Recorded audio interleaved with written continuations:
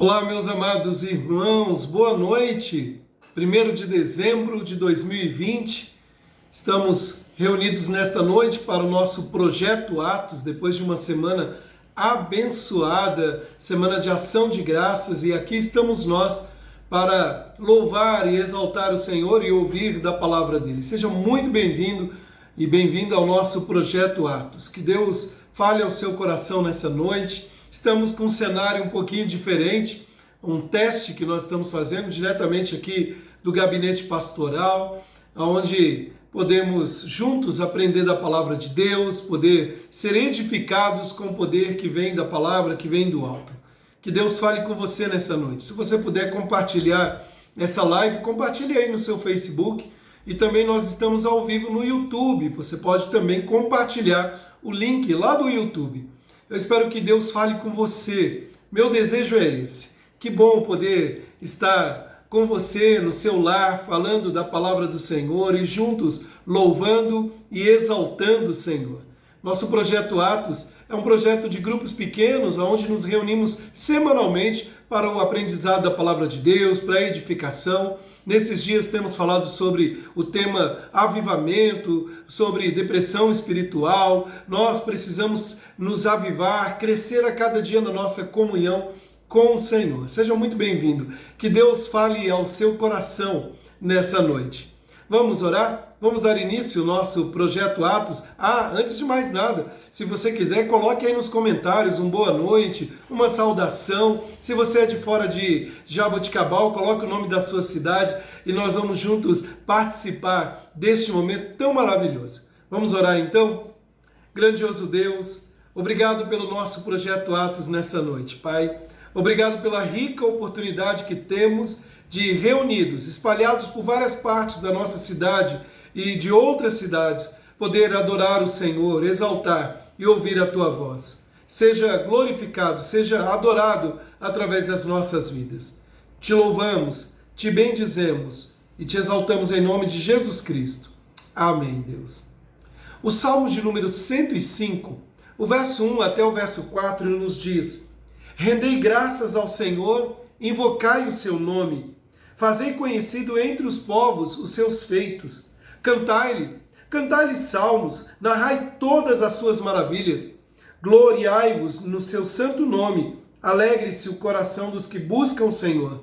Buscai ao Senhor, ou buscai o Senhor e o seu poder. Buscai perpetuamente a sua presença. O verso 5, lembrai-vos das maravilhas que fez, dos seus prodígios e dos juízos dos seus lábios, vós, descendentes de Abraão, seu servo, vós, filhos de Jacó, seus escolhidos. Nós devemos louvar a Deus, nós devemos glorificar o nome dele, nós devemos lembrar dos grandes feitos do Senhor. Ele é Deus providente, Ele é Deus que tem cuidado de nós, Ele é Deus que tem nos abençoado. Hoje, 1º de dezembro, já ia falar janeiro, 1º de dezembro de 2020, nós só chegamos aqui porque a boa mão do Senhor nos conduziu. Apesar de um ano difícil, apesar das dificuldades que têm se agigantado sobre nossas vidas, nós podemos descansar numa certeza única: o Senhor está presente, o Senhor tem guiado as nossas vidas. Neste momento, nós vamos louvar ao Senhor com 2 canções, e eu quero te convidar que você louve ao Senhor. Uma delas é um hino belíssimo: Quero estar aos pés da cruz, sim, na cruz sempre me glorio. Que você se glorie na cruz de Cristo, aonde o Senhor nos trouxe a tão grande salvação. E a outra canção nos fala do poder do amor de Deus, poder que transforma, poder que nos alcançou. Vamos ouvir esta canção? Vamos louvar o Senhor com estes cânticos. Exalte ao Senhor, só Ele é digno de todo louvor e de toda adoração. Vamos ouvir.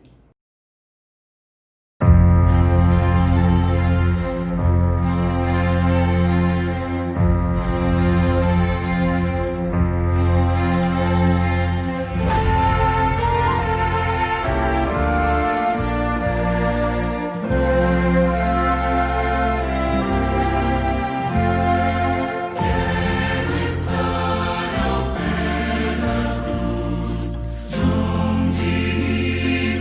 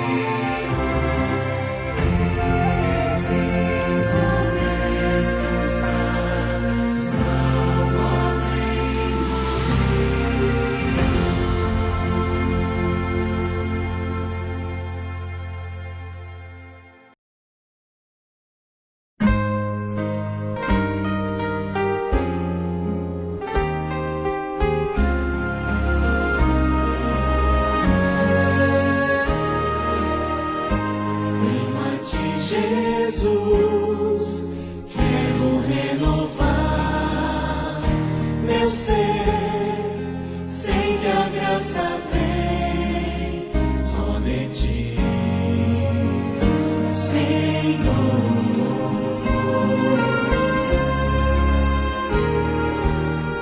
Eu descobri, ó Deus, que tudo que é mal em mim vai se transformar com o poder do amor.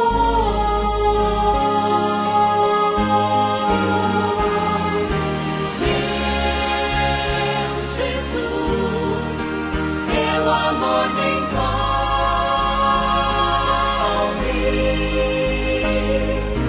Quero estar firme em tuas mãos.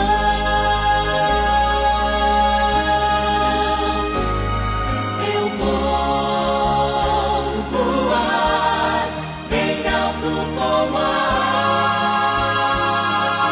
águia, planando na amplidão do Espírito de Deus, com o poder do amor.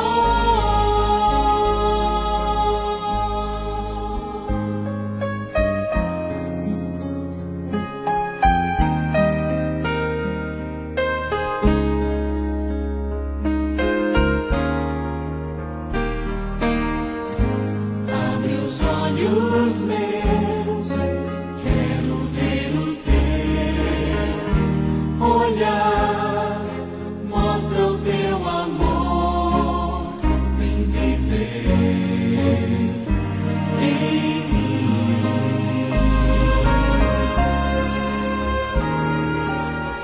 Renova o meu pensar, ensina-me o teu querer, cada dia mais, com o poder do amor.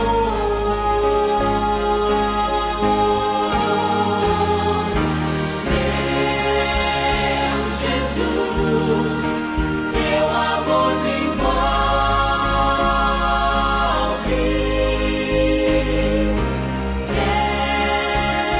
Quero estar firme em tuas mãos.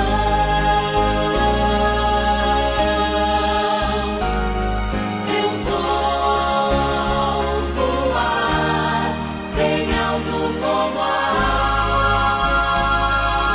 águia, planando na amplidão do Espírito de Deus, com o poder do amor.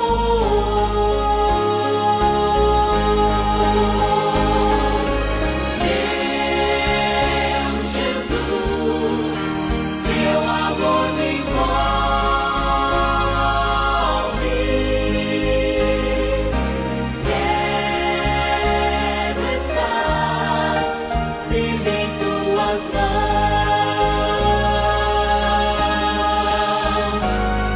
Eu vou voar bem alto como a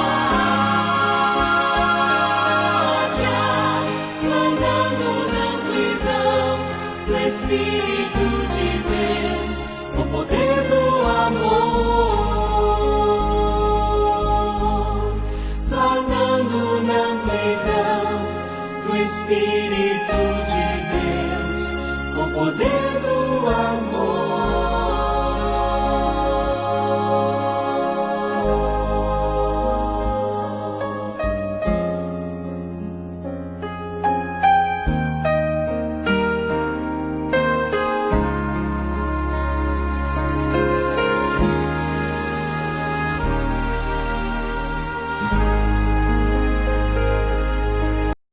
Que bom poder louvar o Senhor, que bom glorificar o nome dEle, não é verdade?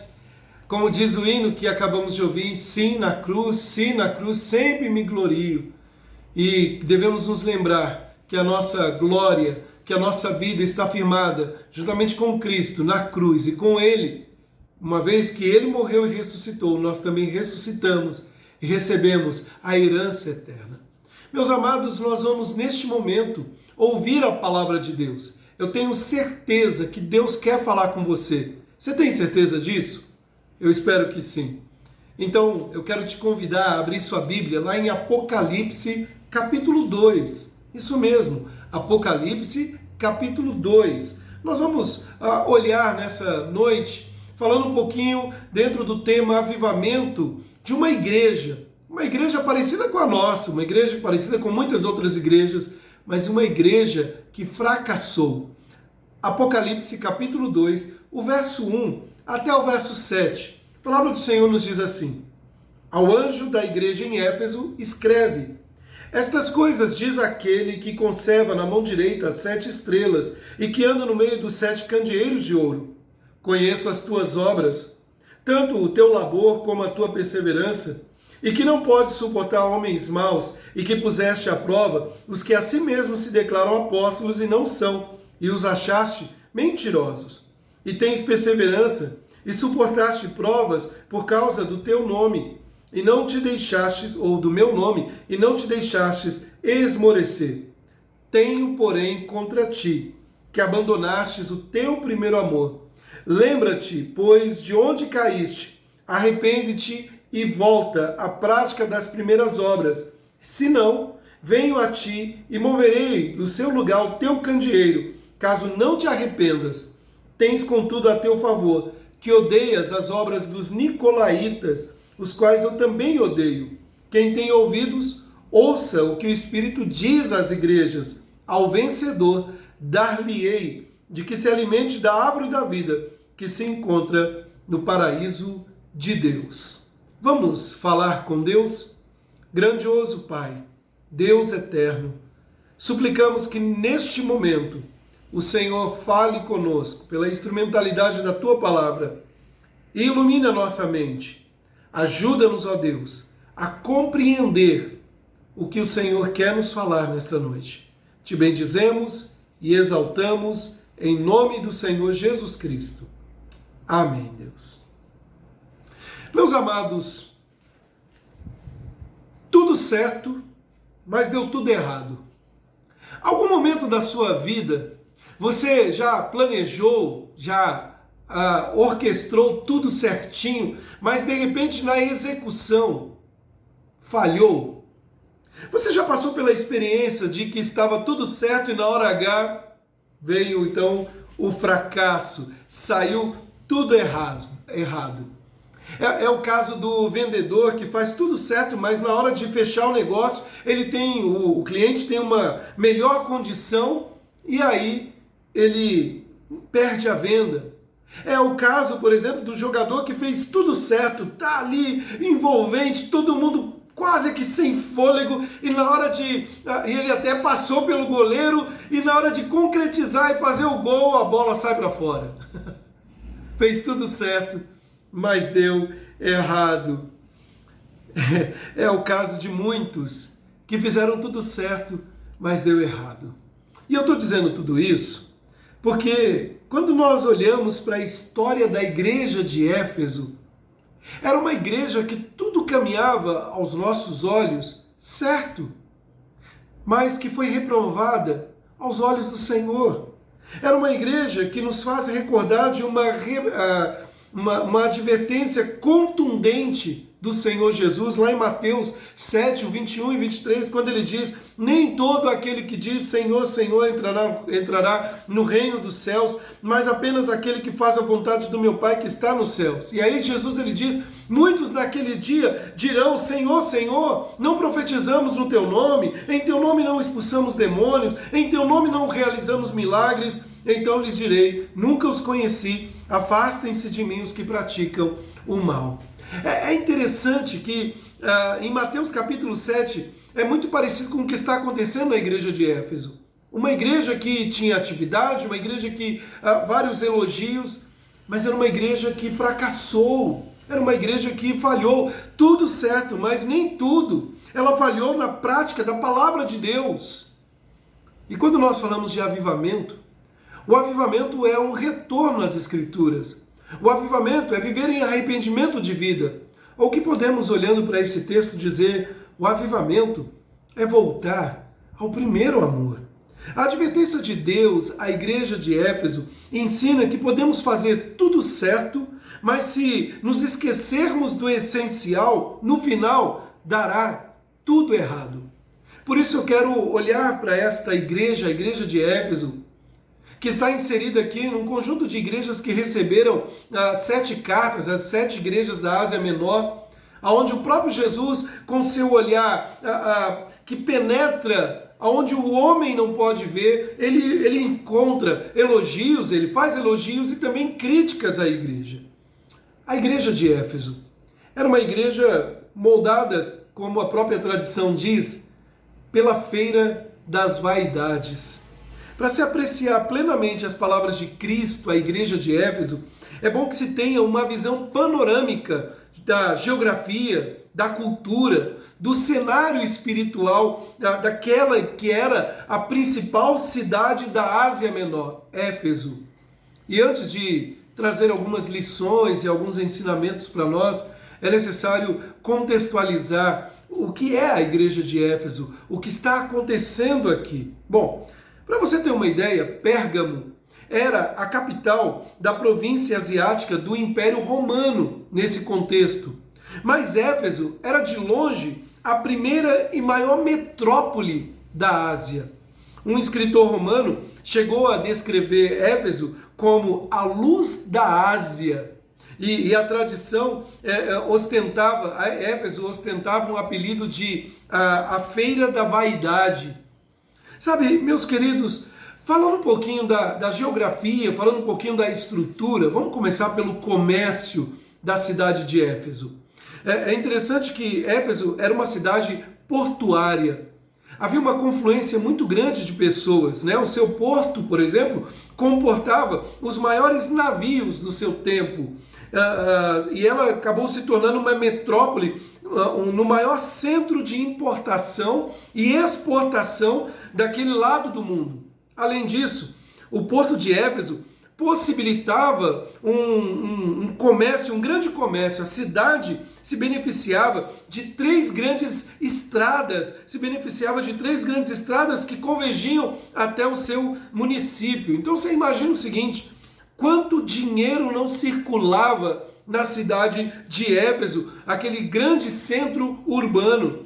E só para você ter uma ideia, muitos autores e escritores chegam até o ponto, e Apocalipse também faz isso no capítulo 18, dizendo que os comerciantes chorarão. Quer dizer, era um contexto de que o comércio era muito forte. Mas se nós falarmos um pouco da política de Éfeso, apesar de não ser a capital, Éfeso era a cidade de maior importância política da Ásia. Por quê? Porque ela desfrutava do privilégio de ser chamada cidade livre, pois lhe havia sido concedido o direito de administrar os seus próprios tributos, sem intervenção do poder de Roma. Então, além de um grande comércio, tanto por ser uma cidade portuária, por estradas que levavam uma grande confluência de pessoas, a política era muito forte, ou seja, não havia inconveniente, não havia a atitude humilhante, né, das tropas romanas, não havia a ingerência de Roma. Então, Éfeso se achava livre.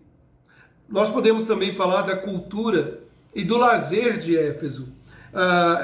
Anualmente, no mês de maio, Éfeso sediava os principais jogos atléticos do continente. Além do estádio onde eram realizados os jogos, haviam também os combates dos gladiadores, a luta com animais selvagens. A cidade possuía um anfiteatro, só para você ter ideia, com uma capacidade de 24 mil pessoas. Nós podemos também falar um pouco da religião.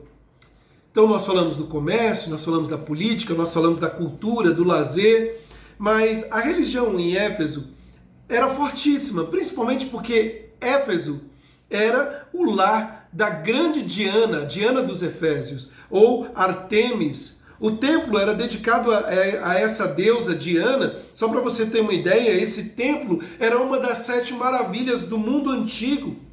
Esse templo tinha sido construído sobre uma enorme plataforma de concreto de 71 por 127 metros. O seu teto se destacava sobre 127 colunas de 1,8 m de diâmetro por 18 metros de altura.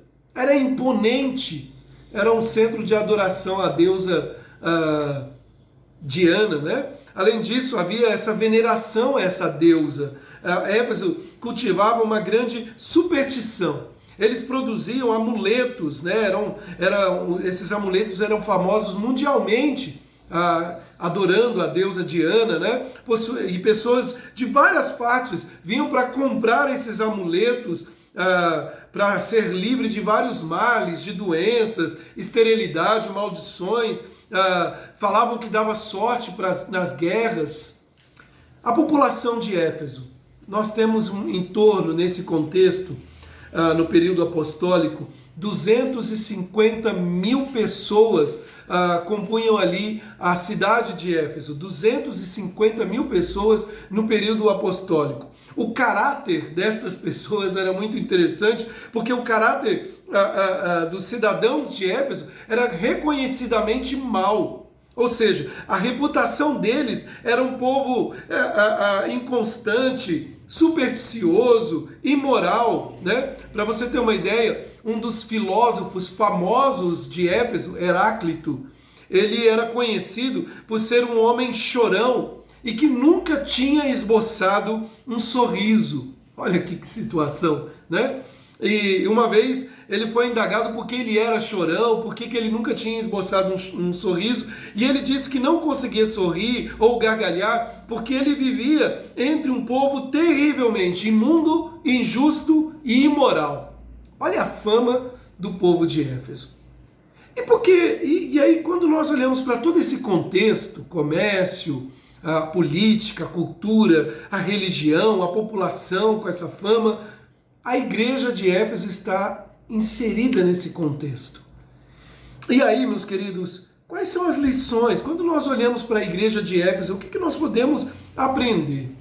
Tal era a cidade de Éfeso, talvez isso explique porque Paulo investiu tanto e tanto tempo na cidade de Éfeso. Paulo permaneceu lá quase que 3 anos ininterruptos. Ele não fizera isso em outras cidades, mas em Éfeso, Paulo dedicou bastante tempo ali na sua viagem missionária. E depois de Paulo deixar Éfeso, ele deixou Timóteo ali como pastor da igreja de Éfeso. E segundo a tradição antiga, o apóstolo João substituiu Timóteo ali, né, perto do final do 1º século, e como João substituiu como titular da igreja de Éfeso. E provavelmente foi à igreja de Éfeso que ele dirigiu a sua primeira carta, desafiando as ovelhas a cultivar o primeiro amor, ou cultivar o amor ao próximo. E aqui a exortação volta. Tenho, porém, contra ti que abandonastes o teu primeiro amor. Bom, depois desse panorama, eu gostaria de fazer 3 observações nesta noite, fazendo alguns destaques para nós. Algumas lições que nós podemos extrair do nosso texto em questão. Em primeiro lugar, a obra fiel da igreja. Nós vimos a população, nós vimos o comércio, nós vimos a estrutura política, comercial, mas o que nos interessa neste momento é pensar na igreja, a igreja de Éfeso. E a igreja de Éfeso, em primeiro lugar, nós podemos destacar que ela era uma igreja fiel. Isso mesmo, uma igreja fiel. Apesar de todas as dificuldades sociais, espirituais, políticas, culturais, Éfeso conseguiu servir a Deus com fidelidade. Por isso, Jesus fez esse elogio à igreja de Éfeso. Ele usa uma expressão aqui no nosso texto. Olha o versículo 2, ele começa dizendo: conheço as tuas obras. Conheço as tuas obras. O verbo que aparece aqui, o verbo conhecer, oida aqui, ele carrega a ideia de ser notado, ser percebido na tradução do texto. Esse verbo que Jesus usou aqui, conhecer, é como se Jesus estivesse dizendo o seguinte: eu percebo, é digno de nota, eu reconheço a obra fiel desta igreja. Então, que obras são essas dignas de nota? Que obras são essas que Jesus destacou? Conheço as tuas obras. Primeiro, nós podemos dizer que Éfeso era uma igreja engajada na tarefa. O verso 2 diz: conheço as tuas obras, o teu trabalho, tanto o teu labor, labor, trabalho, quanto a tua perseverança. Bom, na tarefa que eles se engajavam aqui, elogiada por Jesus, é descrita em 3 expressões. Primeiro, obras. A palavra grega que aparece aqui, erga, é vida como um todo, conduta, testemunho. Obras aqui tem a ver com testemunho, a conduta de vida daqueles membros da igreja. Depois, uma outra palavra que aparece aqui no nosso texto é labor, ou trabalho árduo. A palavra grega é kopos, labor, fadiga com exaustão. Não é um trabalho qualquer, mas se gastar em uma obra. E uma outra palavra que aparece no nosso texto é perseverança. É o hupomoné, que significa resistência, perseverança, paciência.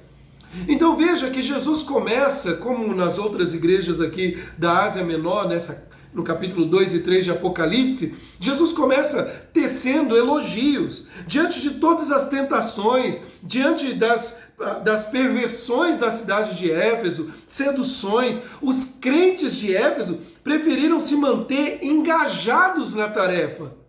Eles optaram por praticar as boas obras do reino, manter a conduta de cristão através do trabalho árduo, através da sua perseverança, do testemunho. Quanta coisa boa, quanta coisa maravilhosa. Sabe, queridos, como é fácil, estar em Éfeso, ou estar em Jaboticabal, ou estar em São Paulo, ou estar numa outra cidade, com os seus desafios e ser tentado por várias e várias coisas. Como é fácil ser tentado, deixar a obra de Deus de lado. Como é fácil abandonar a conduta cristã. Como é fácil deixar a luta e se envolver com outras causas, sem se engajar na obra do Senhor. Mas os crentes de Éfeso nos ensinam que, apesar de onde vivemos, é possível ser fiel e perseverante. Ah, mas todo mundo faz assim. Mas eu sou um embaixador do reino. E se eu estou nessa cidade, seja em Éfeso, ou Jaboticabal, ou São Paulo, ou onde quer que o Senhor me enviar, eu preciso ter trabalho árduo, eu preciso dar testemunho, eu preciso perseverar. Além disso, Jesus também destaca, além desse trabalho, dessa obra, Jesus também destaca o empenho no testemunho deles. Veja que, além de engajados na tarefa, os efésios estavam empenhados no testemunho, eles prezavam pelo testemunho da verdade. Veja o versículo 2, a continuação ele diz que não podes suportar homens maus e que puseste à prova os que a si mesmos se declaram apóstolos e não são, e os achaste mentirosos. Sabe, é interessante que o versículo continua e o versículo diz que eles não toleravam os falsos profetas, os homens maus, conforme destacado no texto, e eles provavam o ensino daqueles que se diziam apóstolos. Eles não sossegavam até descobrir se é verdade o fato que estava sendo ensinado. Eles não diziam amém facilmente. Eles provavam, eles colocavam à prova aqueles falsos apóstolos. E que lição para a igreja de hoje, Que lição para a igreja desses dias, quando basta alguém dizer o nome de Jesus ou abrir a Bíblia, todo mundo acha que vem de Deus. Mas o diabo é hábil e muitas vezes tem levado os crentes mais para longe de Deus do que para perto, através da tentação, usando a palavra.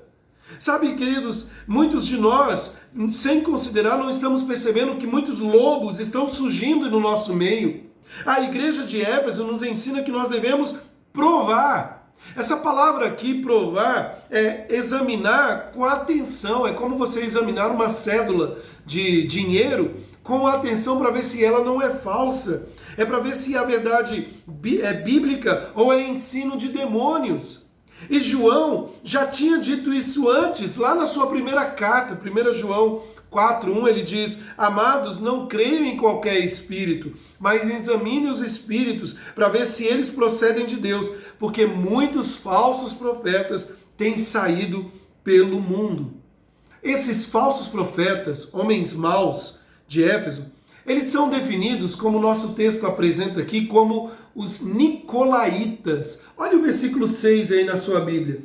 Tens, contudo, a teu favor que odeias as obras dos nicolaítas, os quais eu também odeio. Os nicolaítas eram um grupo herege, cujos os ensinamentos nós desconhecemos. Mas, pela tradição da história da igreja, um dos pais da igreja chamado Irineu, não é o presbítero Irineu, mas é um servo do Senhor do passado também, chamado Irineu. Ele dizia que os nicolaítas eram seguidores de Nicolau de Antioquia. Nicolau de Antioquia foi um dos 7 diáconos eleitos em Atos, capítulo 6, versículo 5, que logo depois se apostatou da fé. E mesmo depois de ter se apostatado da fé, ele ainda exercia grande influência por onde ele passava. Aliás, Nicolau significa aquele que conquista o povo. Só para você ter uma ideia, a raiz da palavra aqui, o Nike, a marca Nike, a raiz do nome grego para Nicolau, que vem da palavra conquistar.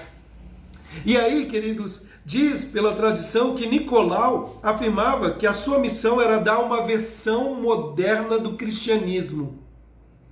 Eu vou repetir. A obra dele era dizer que ele estava dando uma versão moderna do cristianismo. Entendeu alguma coisa?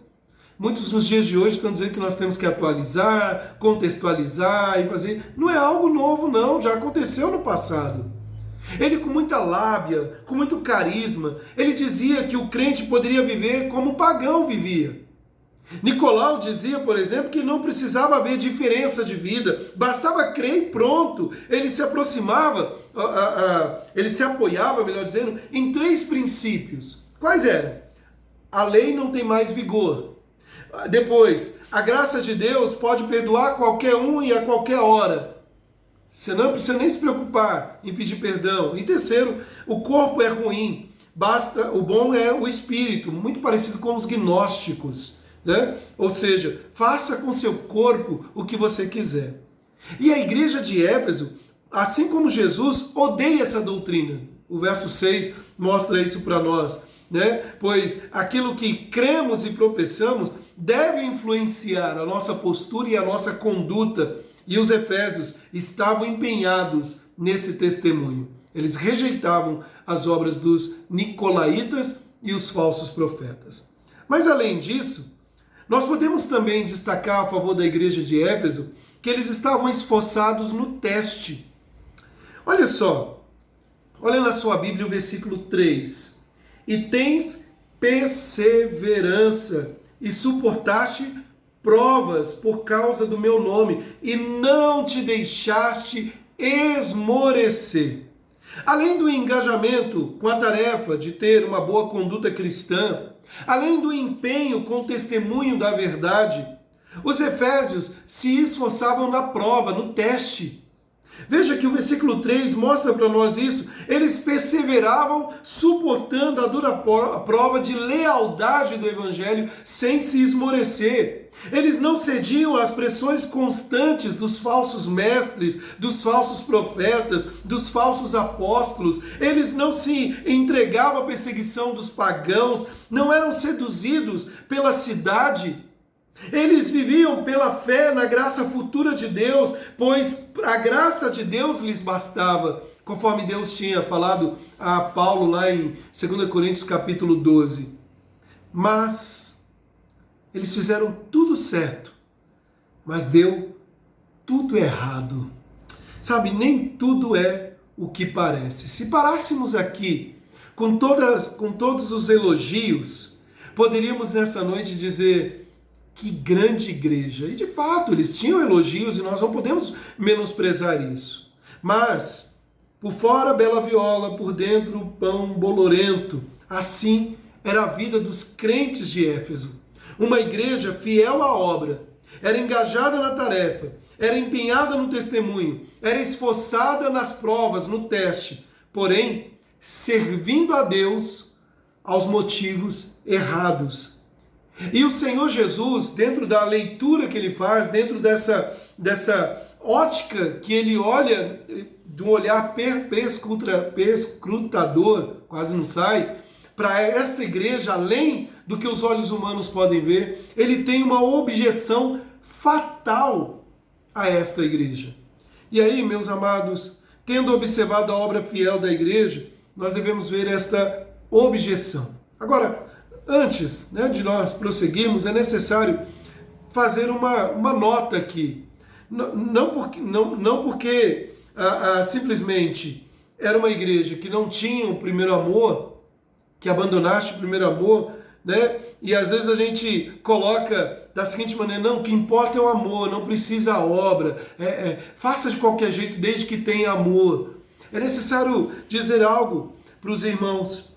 Olha só, versículo 5 diz assim: lembra-te, pois, de onde caíste, arrepende e volta à prática das primeiras obras, senão venho a ti e moverei do teu candeeiro, caso não te arrependas. Ou seja, o que o texto está querendo nos dizer aqui? Está querendo dizer o seguinte: continue sendo fiel em suas obras. Isto vocês têm a seu favor. Versículo 6 diz assim: tem contudo a seu favor. Veja, o Senhor está dizendo: busque aquilo que vocês perderam, pois vocês perderam o essencial, mas continuem praticando as obras sem se esquecer do essencial. Só estou fazendo isso, mostrando, porque às vezes a gente pode separar duas coisas. Eu sempre tenho batido nessa tecla. Nós precisamos ter ortodoxia e ortopraxia. Nós devemos ter princípio bíblico com amor a Deus e prática, caminhando junto. Voltando para a igreja de Éfeso, o versículo 4, o Senhor Jesus diz o seguinte: tenho, porém, contra ti, que você abandonou o seu primeiro amor. A igreja de Éfeso tinha perdido o amor por Deus e o amor pelo próximo. Eles haviam abandonado o mandamento do Senhor lá de Mateus 22, 37 a 40. Ame o Senhor teu Deus de todo o teu coração, de toda a tua alma, de todo o entendimento. Este é o primeiro e grande mandamento. Este é o primeiro mandamento. Depois ele diz, o segundo mandamento é este: ame o teu próximo como a ti mesmo. Destes dois mandamentos dependem toda a lei e os profetas. E a igreja de Éfeso era uma igreja que se empenhava com vigor, mas sem amor. Era uma igreja que resistia com coragem, mas sem amar. Era uma igreja que examinava com discernimento a Bíblia, mas sem praticar. Sabe, por que a falta do amor é tão ruim assim? Por que faltar com amor é tão ruim? Queridos, sem amor, a obra da igreja é morta. Tudo que fazemos perde o valor. Nós ficamos embrutecidos. Servimos a nós mesmos, seguindo os nossos instintos, ideologias, em vez de abençoar, em vez de edificar. Nós incomodamos e destruímos sem amor. Lá em 1 Coríntios capítulo 13, é um texto muito conhecido, quando o apóstolo Paulo é taxativo em dizer: sem amor, nada serei. Sabe, queridos, sem amor nós nos tornamos orgulhosos, nós nos tornamos cegos. 1 Coríntios capítulo 8, o verso 1 a 3, o apóstolo Paulo ele caminha mostrando isso, que o conhecimento traz orgulho, mas o amor edifica. Depois ele diz, quem pensa conhecer alguma coisa, ainda não conhece como deveria, mas quem ama a Deus, este é conhecido por Deus. Mas ainda, queridos, é significativo dizer que Paulo termina a sua carta aos Efésios da forma como ele começa a sua carta, né? E ele termina de uma forma tão esplendorosa. Veja que Efésios 6, verso 23 e 24, ele diz, paz seja com os irmãos e amor com fé da parte de Deus, o nosso Pai e Senhor Jesus Cristo. A graça seja com todos os que amam ao Senhor Jesus Cristo, com amor incomparável. Para se amar biblicamente, é preciso ter fé. Vou repetir, para se amar biblicamente, é necessário ter fé, ou seja, crer que o Senhor recompensa aqueles que buscam. É preciso ter fé para se ter coragem para continuar amando, porque o amor, diz o apóstolo Pedro, o perfeito amor lança fora todo medo, porque ele é fruto da fé. Então, é preciso sim ter obras fiéis, é preciso ter perseverança, mas sem amor não adianta de nada. Meus amados, e a grande pergunta que eu faço é, e na sua casa? E na sua vida? Você faz tudo sem amor? É ruim, né? É terrível fazer alguma coisa sem amor, de nada vale. É necessário fazer tudo com amor. Você sabe tudo e fala tudo, mas não ama. Você só vai incomodar as pessoas, até mesmo as nossas palavras precisam ser temperadas com amor. Você se sacrifica ao máximo, mas não ama, você só vai impressionar. É preciso que se ame com fé, e quem ama é agraciado por Deus. A igreja de Éfeso tinha abandonado o primeiro amor. E esse é o objetivo final do cristão. Nós devemos viver para a glória de Deus, manifestar a glória de Deus, mas nós devemos também dar amostras ao mundo. O mundo nos conhecerá, diz o Senhor Jesus, pelo amor que temos uns pelos outros e pelo amor que temos pelo Senhor. O objetivo final de todo ser humano é amar a Deus acima de todas as coisas e ao próximo, como a nós mesmos. Se não for assim, se não tiver amor, de nada valerá os nossos esforços. Muito se fala de amor, mas pouco se vive. É um amor estranho, é um amor só de palavra. Sabe, por maiores e por mais nobres que sejam as nossas obras, sem amor, só vamos ferir pessoas e nós vamos fracassar. Então veja que o Senhor diz à igreja de Éfeso, lembre-se de onde caiu, arrependa-se e pratique as obras. Se não há amor a Deus e ao próximo, Deus destrói as nossas obras, Deus apaga a nossa história. Por 40 anos, Deus sustentou a igreja de Éfeso, mas a igreja de Éfeso abandonou o primeiro amor e ele destruiu esta igreja. A igreja de Éfeso foi completamente destruída juntamente com a cidade. O que nós temos hoje lá são ruínas e história que são contadas. Mas como voltar a amar a Deus? Como voltar a amar segundo o que Deus requer de nós? E eu quero terminar aqui, queridos, com a recomendação que o Senhor Jesus nos faz. Em primeiro lugar, lembre-se de onde caiu. O verbo que aparece aqui, lembrar, está no presente ativo imperativo. É uma ordem para manter a mente trabalhando ativamente para descobrir. É quebrar a cabeça. Sabe quando você esquece alguma coisa, você fala, eu preciso achar isso? É um exercício ativo, por isso é presente ativo do imperativo. É uma ordem de Deus que você se lembre de onde caiu. Depois o texto diz, arrependa-se. O verbo aqui, arrepender, está no auristo, primeiro auristo, ativo imperativo, ou seja, é um apelo urgente à mudança. E ainda, pratique as obras que você praticava no princípio. O verbo O praticar aqui está no auristo, ativo, imperativo. É uma ordem para que se faça logo. Faça de uma vez o que você tem que fazer. É urgente. Assim como o avivamento temos falado tanto, o voltar é urgente. A igreja precisa voltar. Não adianta clamarmos por avivamento sem considerar onde caímos e nos arrependermos e voltar às práticas que outrora fazíamos. Agora, para quem acha que isso é impossível, para quem acha que isso é, humanamente falando, complicado, observe as lições que existem no texto para cada um de nós desejosos. Em primeiro lugar, peça. É Deus quem opera o amor em nós. Nós só conhecemos o amor porque Deus é amor. É um milagre, o amor é um milagre divino. É uma obra da graça de Deus em nós. Veja que o texto aqui mostra que está acessível. É interessante porque o texto diz: ao anjo da igreja em Éfeso escreve.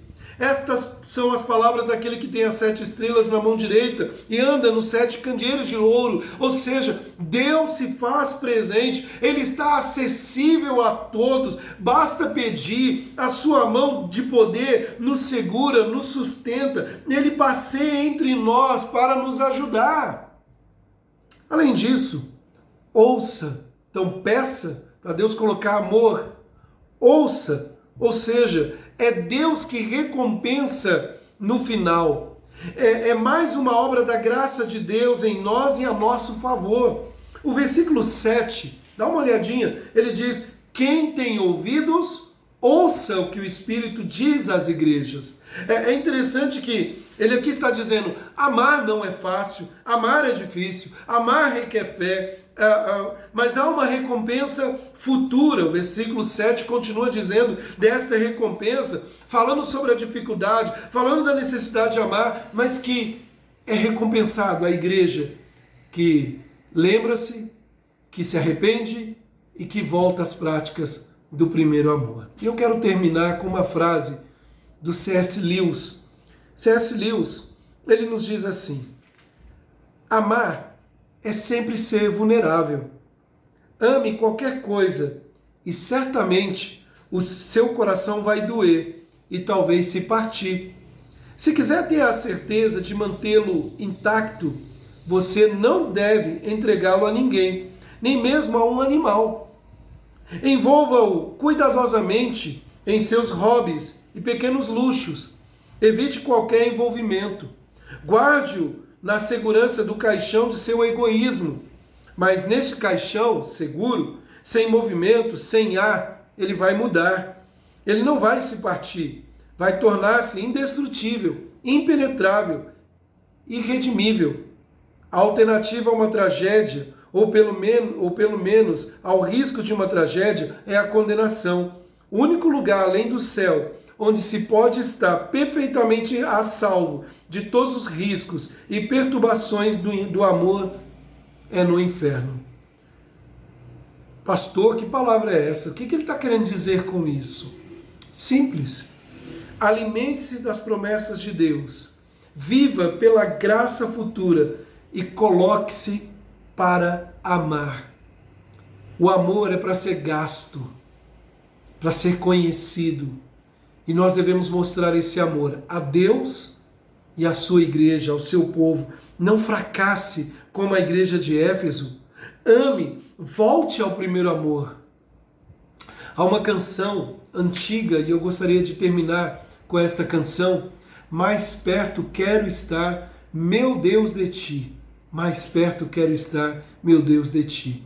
Eu vou colocar para você esta canção, contando um pouco da história dela daqui a pouquinho, e que você ore aí na sua casa: Senhor, eu quero voltar ao primeiro amor.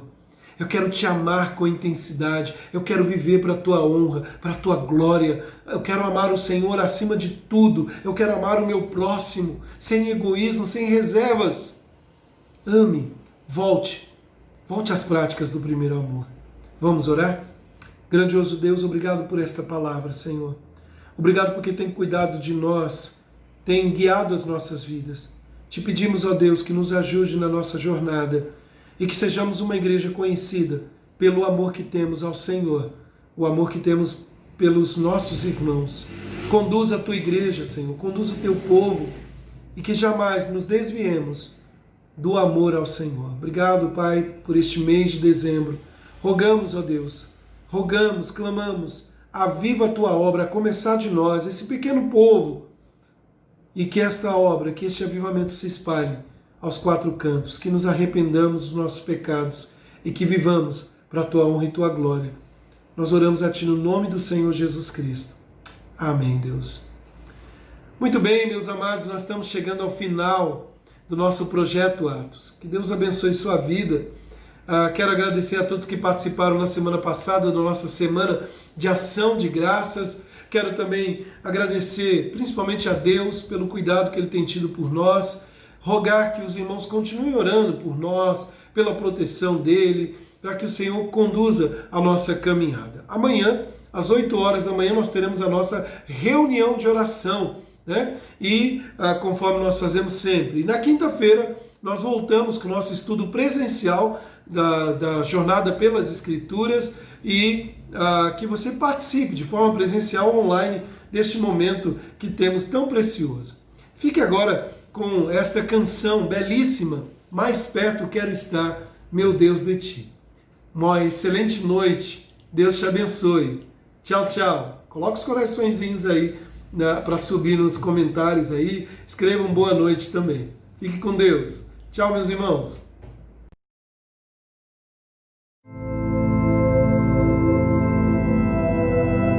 Em 1840, uma senhora inglesa chamada Sarah Flower Adams escreveu a letra de um dos hinos cristãos mais populares de todos os tempos.